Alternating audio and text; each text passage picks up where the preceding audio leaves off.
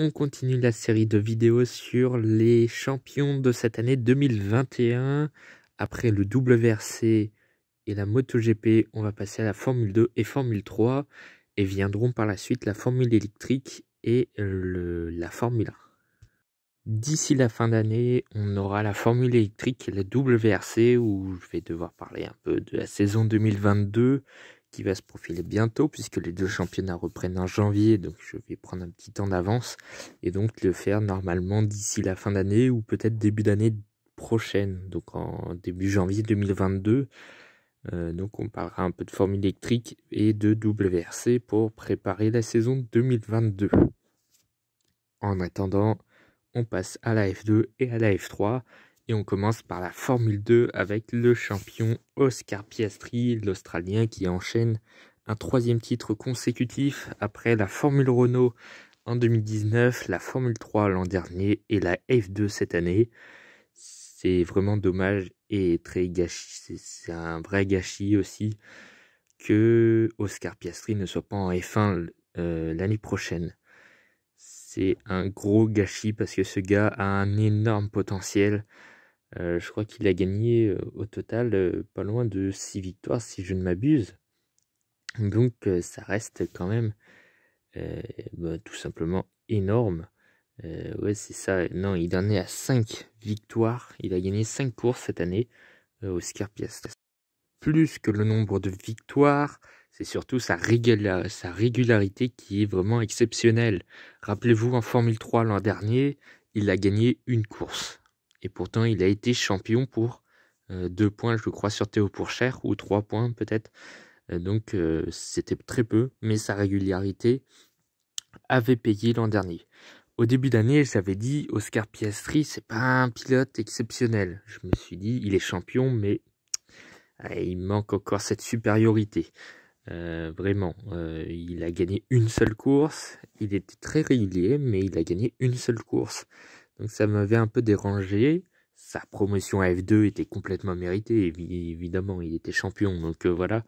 Mais je me suis dit, est-ce qu'il va réussir à faire quelque chose en F2 ? Normalement, si on est champion, oui, mais à quel niveau ? Et je m'attendais absolument pas à ce qu'il joue les premiers rôles dès le début de saison, puisque, pour rappel, il gagne la course 2 à Bahreïn. Donc sa 2e course en F2, il la remporte. C'est juste exceptionnel. Donc vraiment un très beau boulot d'Oscar Piastri cette saison.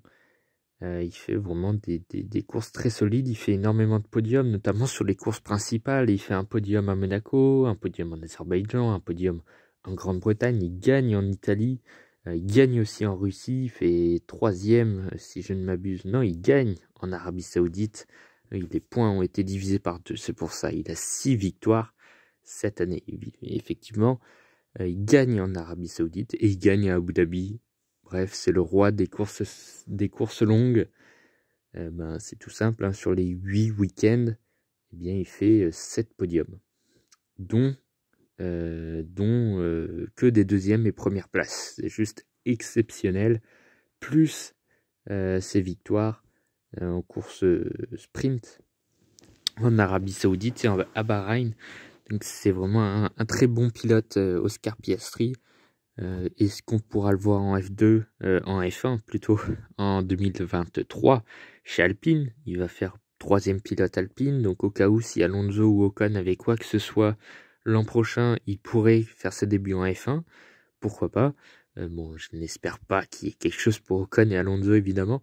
En cas de voiture, complètement un échec, Alonso partira et ça laissera une place à Piastri.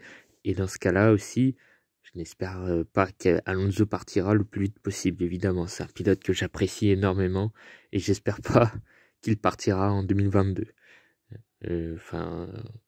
Si la voiture est bonne, il partira pas. Si la voiture est mauvaise, forcément, là, il va partir. Ocon est lié jusqu'en 2024, donc il n'y aura qu'une seule place jusqu'en 2024 chez Alpine.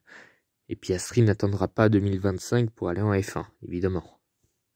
Rendez-vous compte, Oscar Piastri colle tout simplement 60 points et demi à son propre équipier et vice-champion de Formule 2 2021, Robert Schwarzman, qui en est à sa 2e année et qui lui aussi a été champion de F3 en 2019.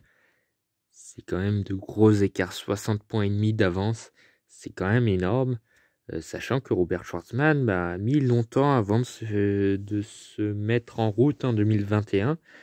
Il ne marque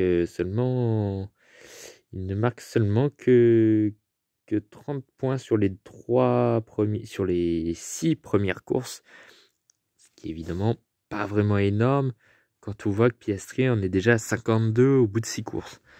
Donc voilà. Mais Schwartzman a été beaucoup mieux en fin de saison et donc il a pu être vice-champion. Guan Yu Zhou, ça a été tout simplement l'inverse. Hein. Il a été très bon en début d'année et moins bon en fin d'année. Et lui est promu en F1.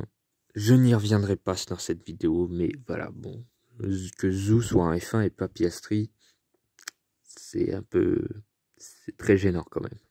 On passe à la Formule 3 avec le titre pour Dennis Hauger, le pilote norvégien qui en était à sa 2e saison en F2 après une maigre 17e place en 2020 et en 2020 avec un pauvre podium en Hongrie. Avec E-Tech, il est monté chez Prema et il a tout simplement dominé les autres. Lui s'impose avec moins d'écart entre Piastri et Schwartzman, puisqu'il est champion pour 26 points sur l'Australien. Décidément, il y en a des Australiens, des futurs. Le futur de la F1 niveau australien est très fort. Entre Piastri et Doohan, ils sont bien armés.